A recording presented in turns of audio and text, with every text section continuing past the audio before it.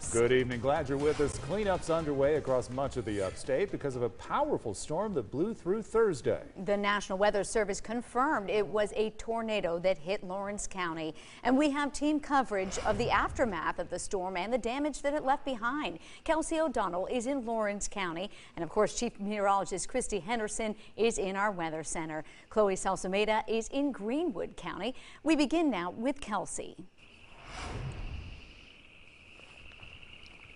Well, Diane, we've surveyed multiple locations here in Lawrence County, seeing some of that damage here across the county. Right now, we're standing off of Reno Road here in Clinton, and you can see sort of where this path was of this tornado that came through. The trees snapped, laying debris all over here on the ground.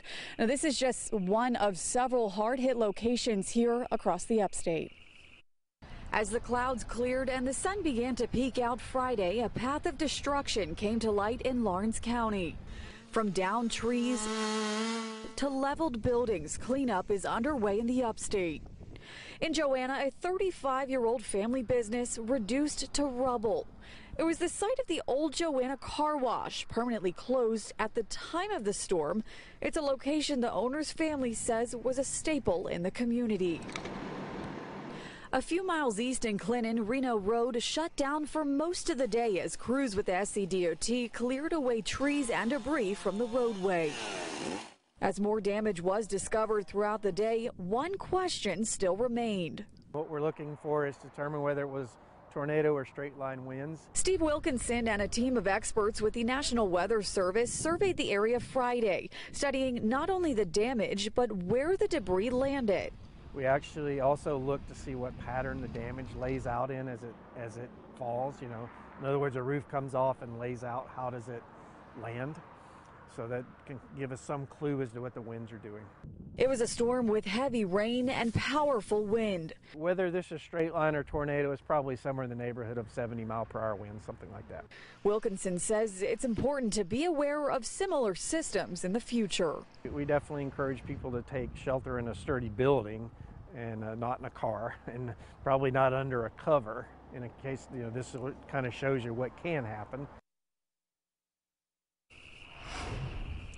After surveying the area, preliminary data from the National Weather Service revealed that winds reached an estimated 95 miles per hour, rating this storm an EF1 tornado. Live in Lawrence County, Kelsey O'Donnell, 7 News. All right, Kelsey, thank you. Crews busy in Greenwood County today, clearing roads of tree branches, trying to fix power lines. Trees actually fell on 2 homes on the same street last night. 7 News reporter Chloe Salsameda standing by live in that neighborhood with more on the damage. Chloe.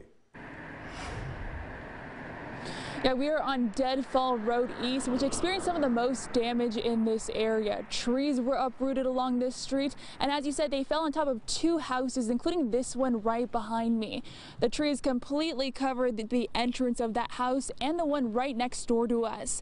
Now, the county tells us one of the houses was empty when the trees fell, but the other one had a family of 5 inside. Luckily, no one was hurt. It's got one big pine across the center of the house.